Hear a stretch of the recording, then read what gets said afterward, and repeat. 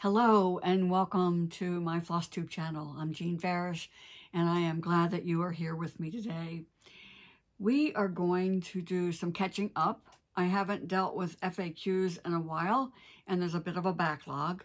But first I want to talk about a newsletter that I read on a very regular basis. Whenever it pops into my inbox, it's one of the things that I save for when I can just kind of put my feet up and fix a cup of tea and just read from start to finish. And that's the Inspirations newsletter.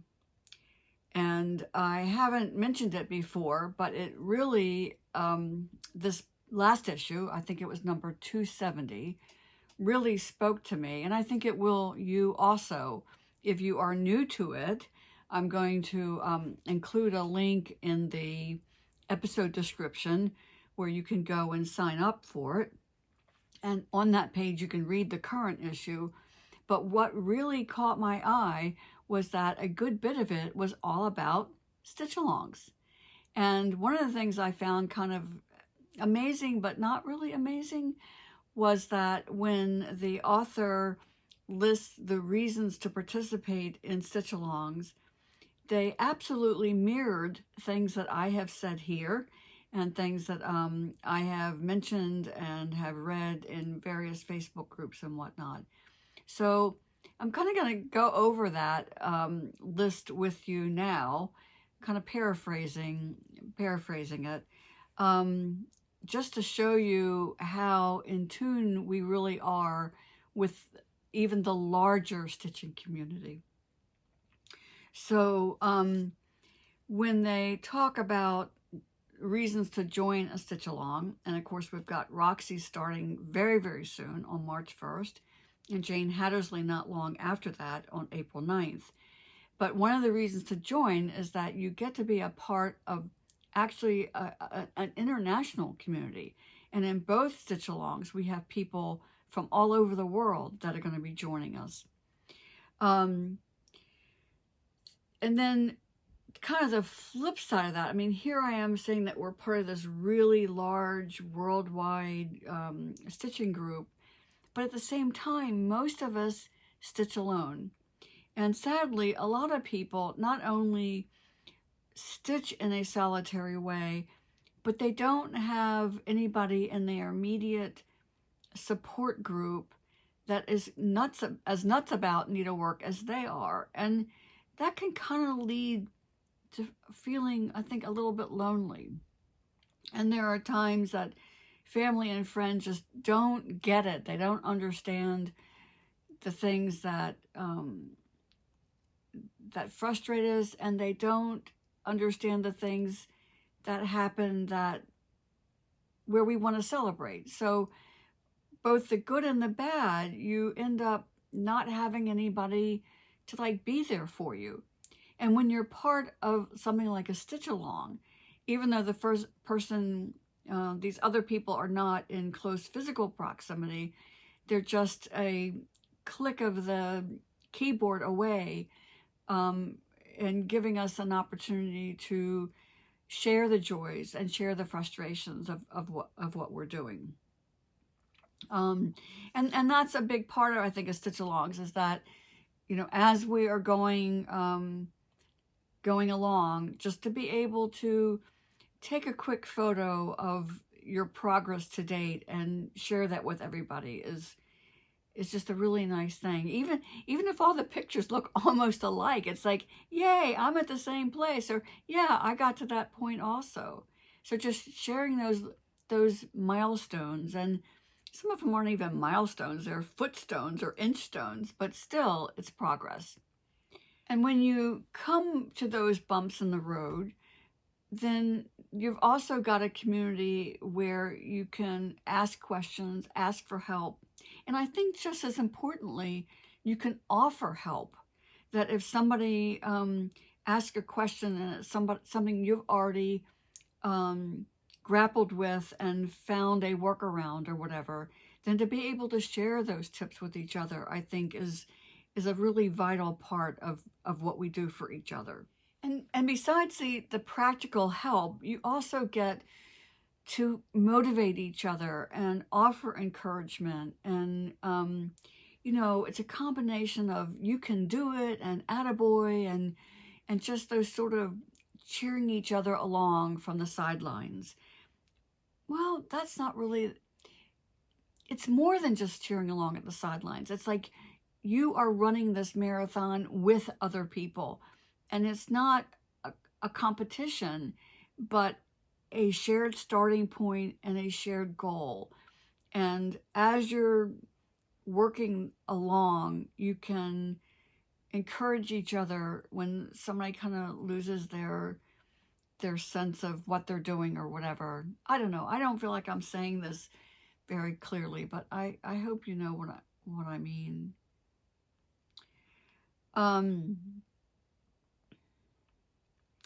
Stitch-alongs are also a good way to make new friends. I mean, after all, you already have one really big thing in common, and that is for whatever attracted you to this project is probably pretty similar to what other people were attracted by. And that gives you common ground right there. And, you know, that's a good basis for a new friendship. And then there are stitch-alongs like Roxie that also offer an opportunity to learn something new. Whether these are stitches that are new to you or whether you haven't done them for a while and you just need to brush up or whatever, it's kind of it's a learning opportunity as well as just a stitching opportunity. And with something I think like Roxie, where we have a specific part each month, there is the sense of achievement when each one gets done. So you're not looking at this massive sampler and wondering how you're ever going to get it finished. Instead, you just look at each part and say, yeah, I can get that much done in a month. And you know what? If you fall behind and come April 1st, you're not finished with March, that's okay. You can catch up. We will be there for you, and we're not going to let anybody fall by the wayside. And then when you've got something like Roxie being a mystery sampler, you're also going to have some surprises along the way. I am pleased that many of you decided to join this sampler when you don't know exactly what it's going to look like. So I think having a few surprises along the way, will be kind of, hopefully it'll be fun. It's been fun for me, and I certainly hope it's going to be fun for you too. But I think the biggest thing is the kind of the last idea that's mentioned in that inspirations article is how we all are starting something at the same time and progressing together through it. And I think it's kind of like, maybe the difference between going to a concert that we're all there at the beginning as compared to, say, listening to the music by yourself just whenever you want to. So I think there's something, especially right now during this pandemic, where there are parts of the world that are still very seriously locked down and people that are following their own protocols and minimizing their exposure to other people. So I think it's especially rewarding right now to be part of a stitch along. So you don't feel isolated, because in the stitching community, you're not by yourself. So these are all the things that are mentioned in the inspirations article. And like I say, I don't think any of them are, headline news for anyone, but it was very, very sweet, I think, to sit down and read a very concise description of what we've been talking about for the last couple of months. So, if you haven't been a regular reader, or if this is the first time you've even heard about it, go on over to their website and subscribe. And I think that you will be inspired. Many of you asked questions about how I made the twisted cord after I showed my humbug tutorial. And right now, I just don't have time to make a good tutorial for that. So I'm going to refer you to one that I have used in the past, and that's by the Twisted Stitcher.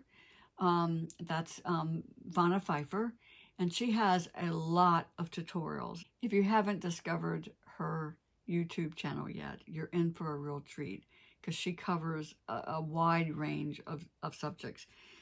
The tool that she uses, and the same one that I use, is by Kreinik. It's very, very simple. It's, you know, just works by just turning it. I mean, there's no battery or anything to plug in or whatever.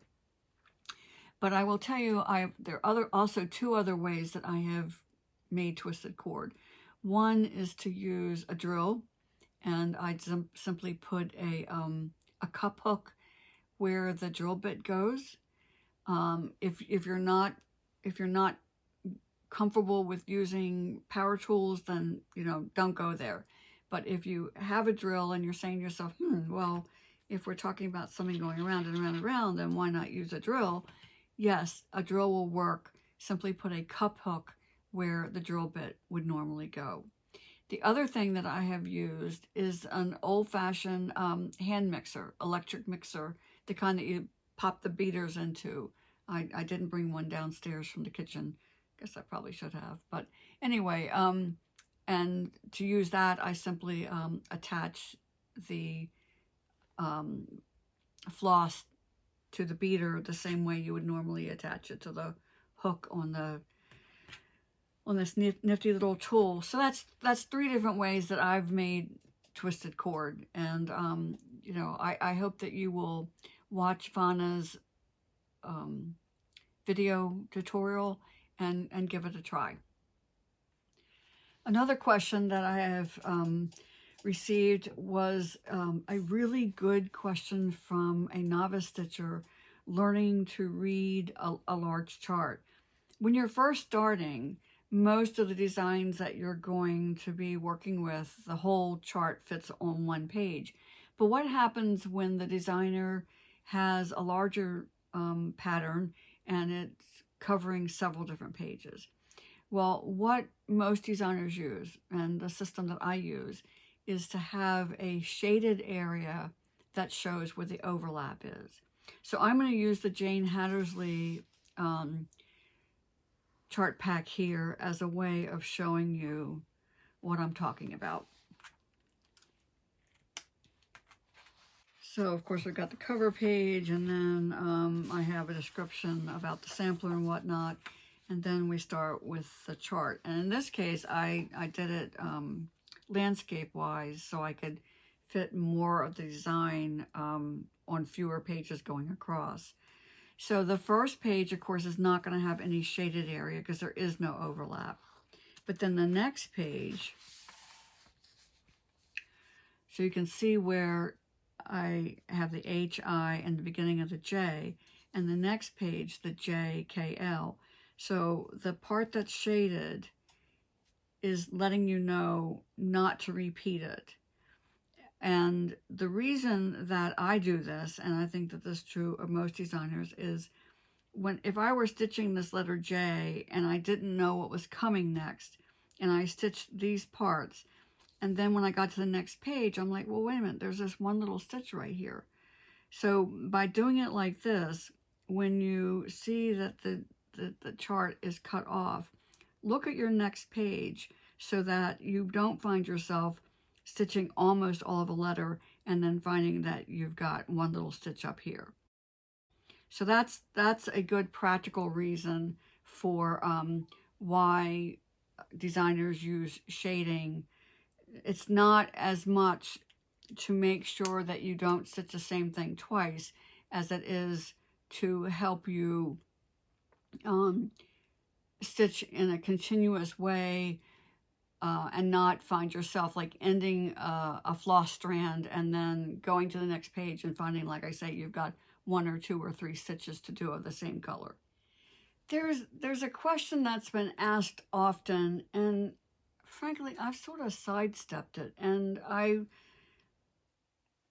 let me just tell you what the question is, and then I'm going to tell you why I haven't really answered it very directly with people. And that is how many strands to use on certain counts of fabric. And what I'd like to do is share with you kind of a general sense of floss strands and stitches per inch, because ultimately it's a personal preference. I don't like to say, well, on this count fabric you always use this number of strands, because it depends, I think, on the style of the piece and your own personal preference. So understand there is absolutely no hard and fast rules. In general, people stitch with 2 strands on 14 stitches to the inch. So that's the same as 28 count linen. And I would stretch that into 30 and 32 count linen. So obviously with a 30 count linen, you've got 15 stitches to the inch. A 32 count, you've got 16 stitches to the inch. So I would apply those same counts to Aida as well. So 2 strands in general on 14 and 15 and 16 stitches to the inch. Now, when we start talking about linens that are finer than that, I just don't have a lot of experience with it. And one thing you probably have already picked up about me, and that is that I don't talk about things that I don't have a personal experience with. So I don't stitch on 45 thread count linen over 1. I just don't do it. It's not a style of stitching that appeals to me. So I just can't offer you any expertise in that. And what I would suggest that you do is find a designer or a prolific experienced stitcher who does have a lot of experience with that type of stitching to ask their advice. Now, there are also people who stitch, say, on 14 count fabric with 3 strands. And I think that part of that comes from, again, personal style of people who want a very dense stitching. They don't want any of the ground cloth showing. They don't like think of it in terms of like little specks of the fabric peeking through, and they find that to be distracting or unattractive, and they don't like it, and so they stitch with more strands. Now, the teacher in me, though, has to wonder whether or not when the person's stitching with the 2 strands that they think is too skimpy, are they getting their 2 strands lying parallel to each other? Because if they're all twisted up and you've got threads on top of each other, the eye sees it as 1 strand. It doesn't matter that you stitched it with 2. If you don't have those 2 strands lying side by side, you're going to get skimpy coverage. So I would say before you go up to 3 strands, really work on your stitching technique to make sure that you're keeping your 2 strands parallel to each other. Because I will also say that if you can't keep 2 strands parallel to each other, I have to wonder whether or not you're ever going to get 3 strands parallel to each other. And there just, to me, is no sense in stitching with 3 strands if you're not going to see all 3 strands. So that's kind of, again, I can't, I'm not going to give you a little spreadsheet or cheat sheet and say, well, this count fabric used this number of strands. And again, because I think it's personal preference and also stitching technique. That said, what I would encourage you to do with any time that you have these kinds of questions is stitch a sample. You know, take a half an hour and stitch a little solid square on, say, 14 count with 1 strand, 14 count with 2 strands, 14 count with 3 strands that are lying parallel to each other, or in the case of like 3 strands, can I do 3? Like that. Because then you will know what appeals to you. It also depends, I think, on the color of the ground cloth and the color of the floss. If you're stitching, say, something that's got stars at night and you're stitching on navy blue or black with a white or light gray floss, then yes, it's going to look very different than if you are doing, say, a medium pink on a soft white color. So there's so many, I just want to say it all depends, it all depends, it all depends. Because it does depend on all these different factors as far as what number of strands work for what number of stitches per inch fabric. And this leads me to another kind of topic that comes up. I haven't seen it so much with questions here on this FlossTube channel, but I see it often in Facebook groups, especially those that have a broader spectrum of members in terms of the different types of embroidery they do. Because let's remember, as much as we love counted cross stitch, that is a tiny little sliver of the types of embroidery there are out there that we can enjoy, and that other members of groups that you belong to may be enjoying. So, but what I want to talk about right now is the difference between printed cross stitch and counted cross stitch. And I want to tread softly here because I certainly don't want to offend anyone. But many people feel like that they have to start with printed cross stitch, and that once they master that, then they can go on to counted cross stitch. And I am here to tell you nothing is further than the truth. I personally find that printed cross stitch is tons more difficult than counted cross stitch. It's not, there's no hierarchy here. It's not like you have to start with printed cross stitch and you progress to counted cross stitch. They are two completely different things. And I think the best way to illustrate this is just to share a personal story. My first counted cross stitch project started out as a printed cross stitch project. I bought a sampler to stitch for a friend.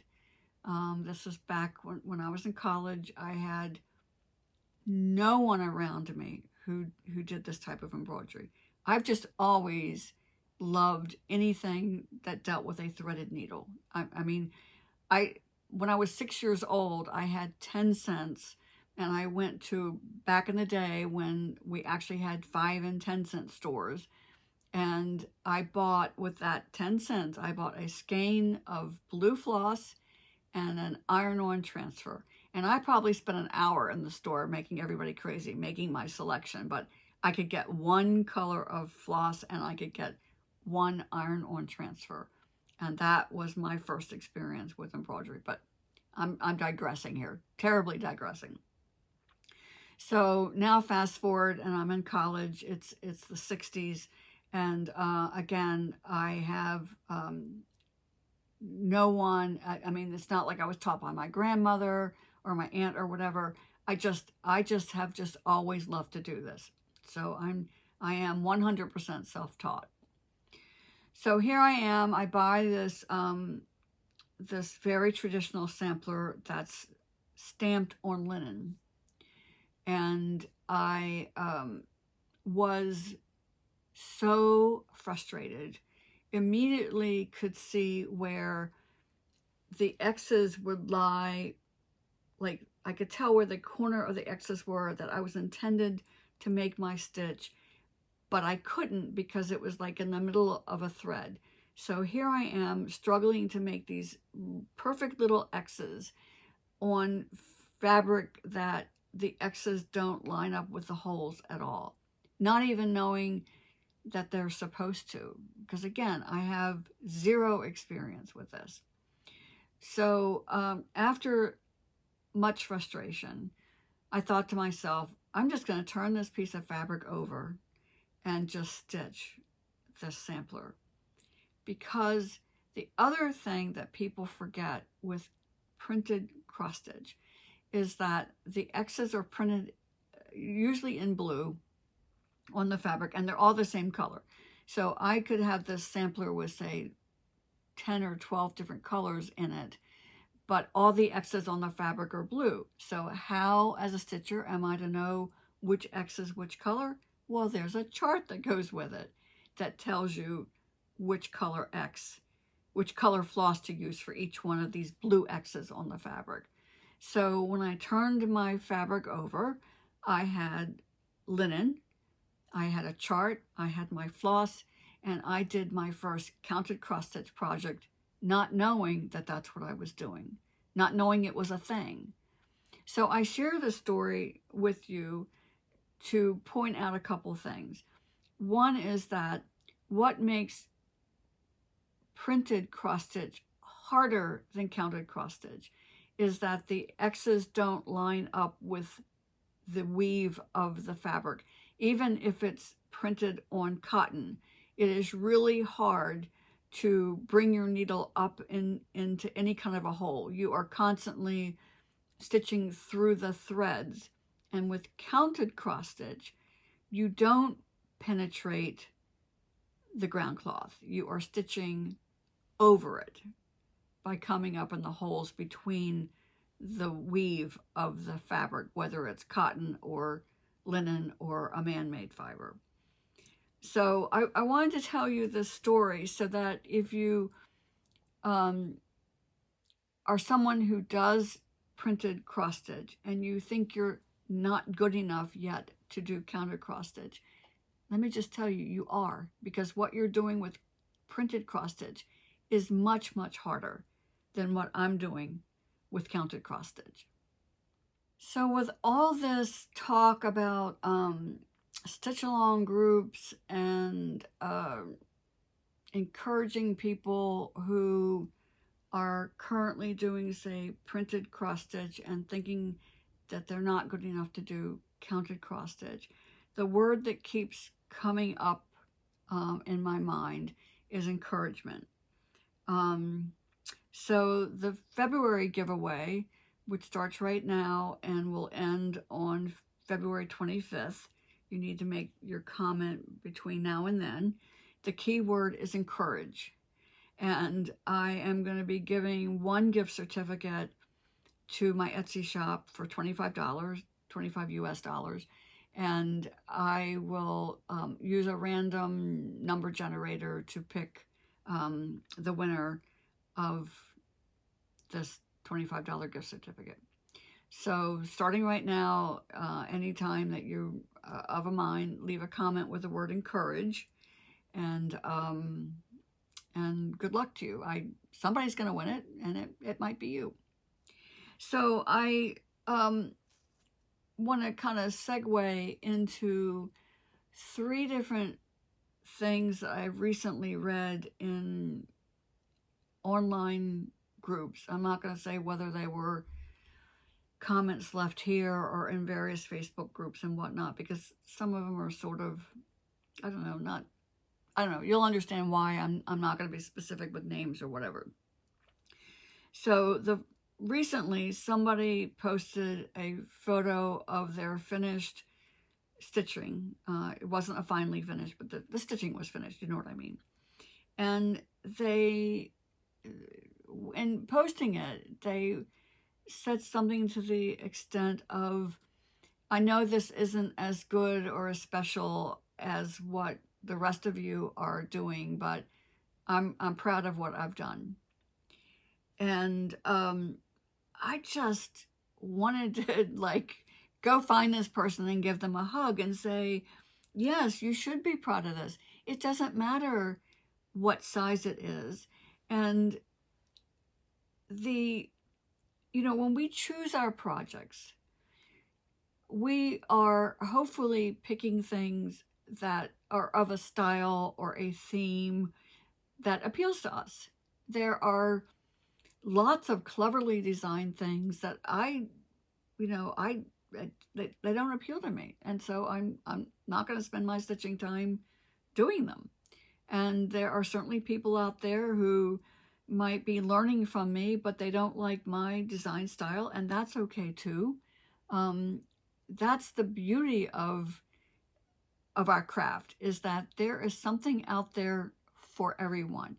Now, some of the styles are certainly easier to find than others. You might have to dig a little deeper, but there are the spectrum of design choices has never been bigger than it is right now. So enjoy that, and kind of just, you know, I don't know what the word is. I want to say wallow. You know, it's like being in one of those, I don't know, someplace where like you've got a whole, yeah, like a smorgasbord. You've got this whole buffet of every type of food, and you don't have to eat everything, and you don't have to even like everything. Go and pick the things that you like, and that's what you get to stitch. So that's one thing. And another thing is the amount of time. You know, you can't compare the person who's raised their children, who has had the successful career, and now they're retired and their day is their own, to, and that pretty much describes me right now, although I guess technically I'm not retired because I'm still doing this, but I don't have a 9-to-5 job anymore. And when I go back to my life, when I had 2 children under the age of 2.5, I didn't have a lot of time to stitch, you know, between, and at that time I was also teaching school. So, you know, a full-time career, a toddler, a newborn. No, I didn't have a lot of time to stitch. And had we had the internet then, and I posted something I stitched, it probably would have been something about this big. And I would have been just as proud of it as the project that's humongous, or like American Land that we love, or like using this as an example. I spent 4 years stitching that.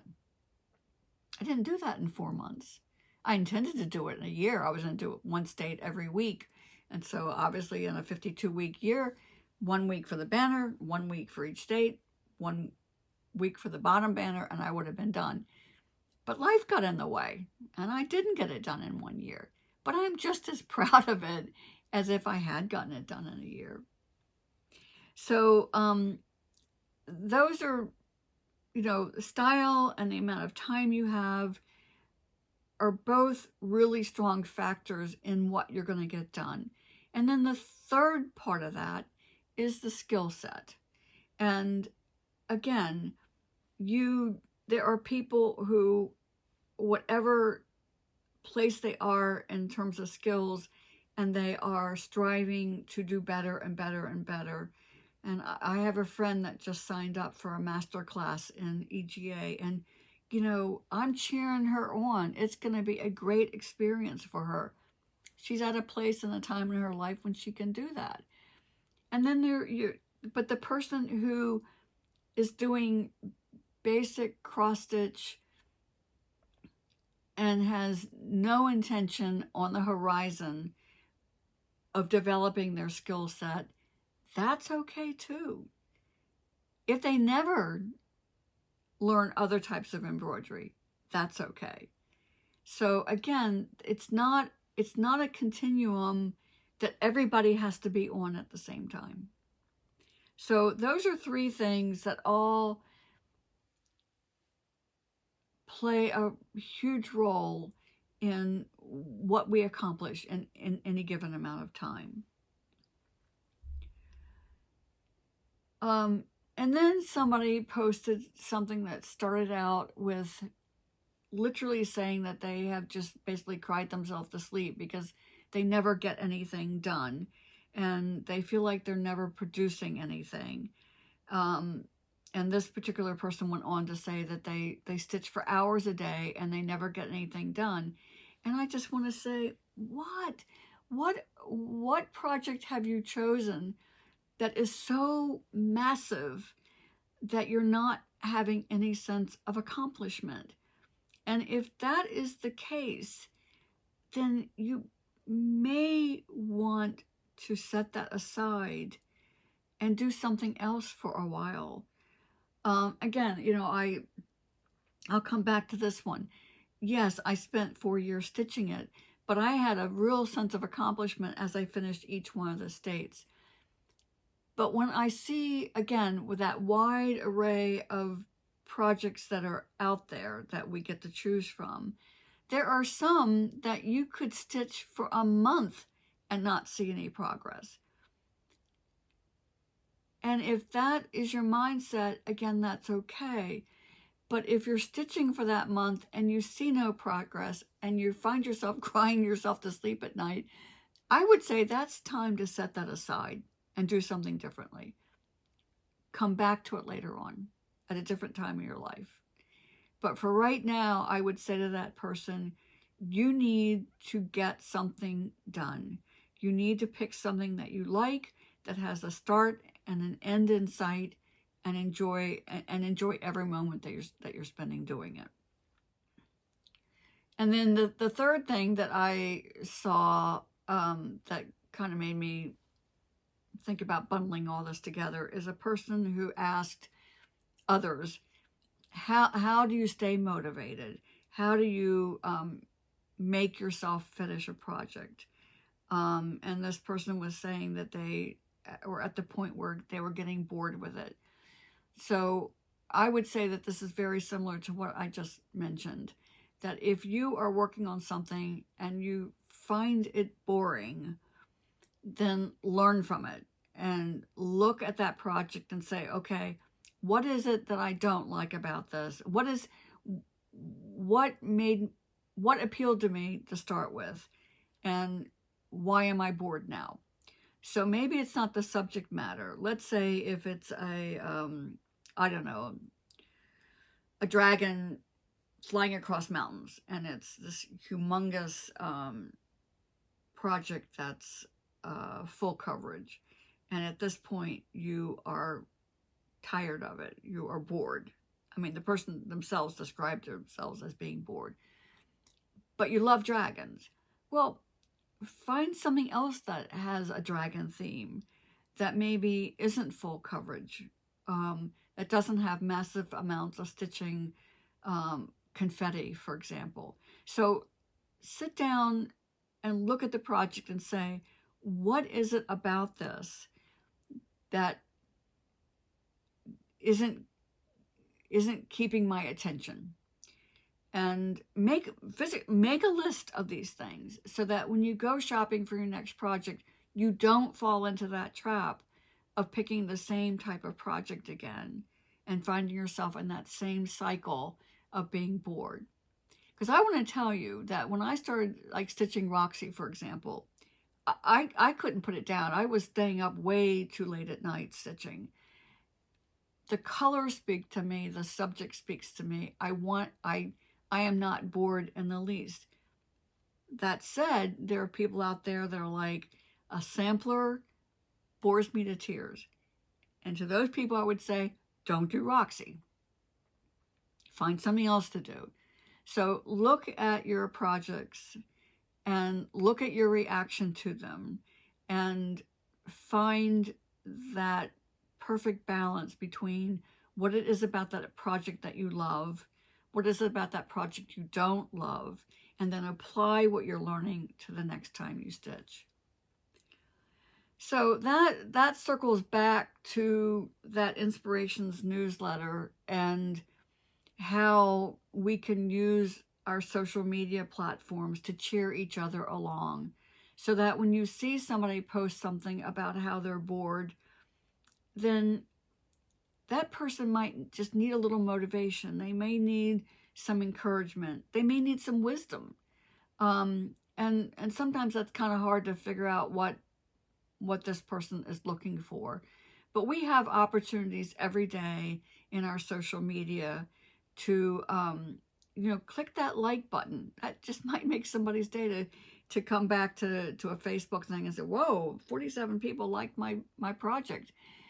You don't know what your little act of kindness is going to do for this other person. So think of that. Let's encourage each other. Let's cheer each other along. Because I really think that when you peel back the layers of any stitching community, whether it's online or in real life, that what you find at the core is mutual encouragement. And that's what I would like to leave with you today, is to reach out to others and encourage them, whether you're encouraging them to stretch and grow, or to finish a project, or to take a rest, or whatever.